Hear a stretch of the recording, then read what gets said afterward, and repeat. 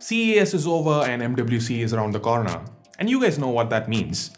Yep, no points for guessing it correctly. The S9 is gonna be unveiled to the world. I am so excited for the S9 launch and I know you guys are as well. That's why when we got some juicy new leaks about the Galaxy S9, we immediately decided that we had to make this video. Hey guys, Sundar here from C4eTech, and in today's video, we tell you if the S9 and S9 Plus are worth all the fuss. Hey, that rhymed. Before we begin though, have you checked out our giveaway yet? Please do. And if you end up liking this video, drop us a like and get subscribed. Also click on that bell icon to become part of our notification squad.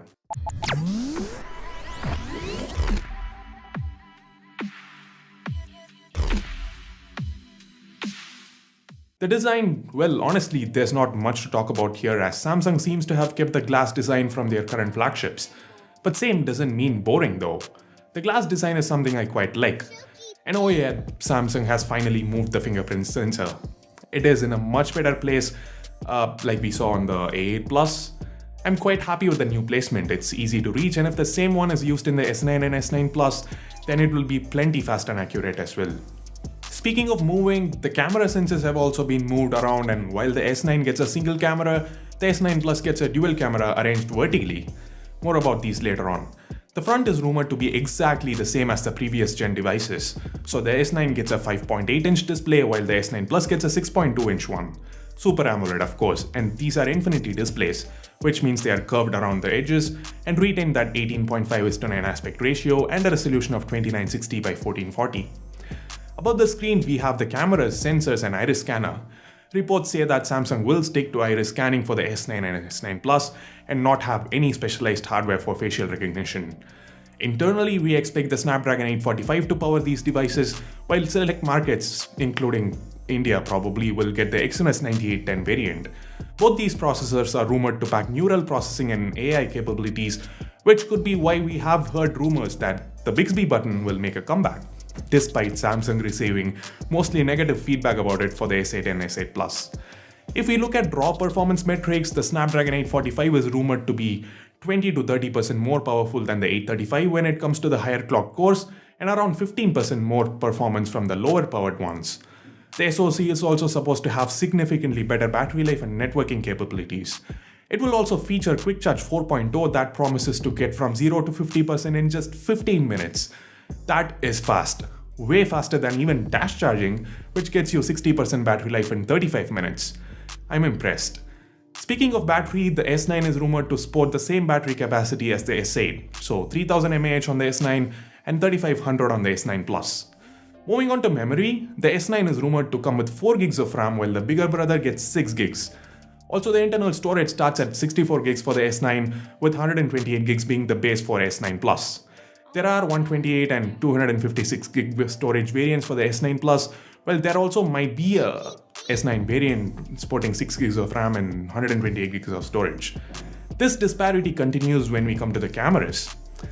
There seems to be only a single camera on the Galaxy S9, while the S9 Plus is rumored to have 2 shooters, both 12 megapixels with dual pixels and OIS.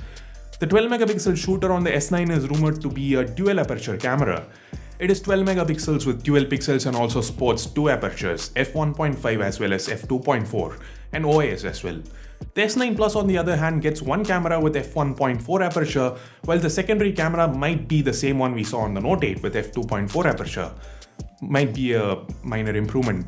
While I'm excited to try out the cameras, after all, this will be the first time we will see a variable aperture camera on a mainstream smartphone, I am kinda disappointed that Samsung went the Apple route and put 2 different cameras on 2 different variants. The selfie cameras though are rumored to remain the same, 8 megapixel shooter that we had on the S8. As far as video goes, there are rumors that we might see 4K 60fps recording capabilities on both these devices, which would make them part of an elite club that is held only by the A11 Bionic toting iPhones at the moment. As far as software goes, we expect them to launch the S9 and S9 Plus with Oreo on board, and there will of course be plenty of other Samsung bells and whistles. Samsung Pay and Bixby will make a return, and we should also see a similar or even improved version of the Face Unlock that we tested out on the A8 Plus. I've quite liked the Samsung Experience UI on the A8 Plus, and I'm kinda looking forward to the new features that the S9 will bring to the table. And finally, we come to the price.